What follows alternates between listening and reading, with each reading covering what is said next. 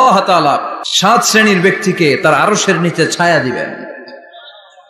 এর মধ্যে এক শ্রেণী হচ্ছে তোমরা যারা যুবক, শাবুন নাশাআ ফি ইবাদাতিল্লাহ, ওই যুবক যারা তাদের যৌবনে তাদের সময়টা, তাদের দিন, তাদের রাত তারা আল্লাহর ইবাদতে কাটিয়েছে।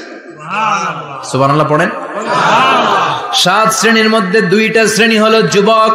একটা হলো যৌবন সময়ে যারা আল্লাহর ইবাদতে রাত কাটায়, সময় কাটায়। আর দ্বিতীয় ওই যুবক, যে যুবককে কোনো নারী অন্যায় প্রেম করার পরকীয়ার অফার দেয়, ওই অফারকে ক্যান্সেল করে ওই যুবক বলে ইন্নী আখাফুল্লাহ, আমি এই পরকীয়ার দিকে যেতে পারি না, কারণ আমার অন্তরে ভয় আছে একজনের, তিনি কে?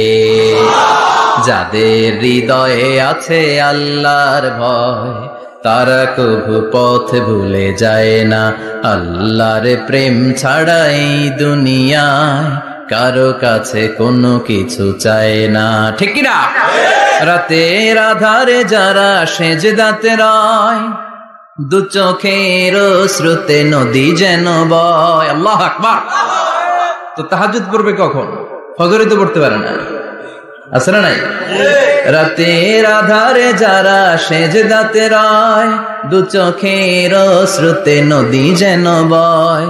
ছলনার হাতছানি যতই ডাকুক, পেছনে ফিরেও সে তাকায় না। যাদের হৃদয়ে আছে আল্লাহর ভয়, তারা কভু পথ ভুলে যায় না।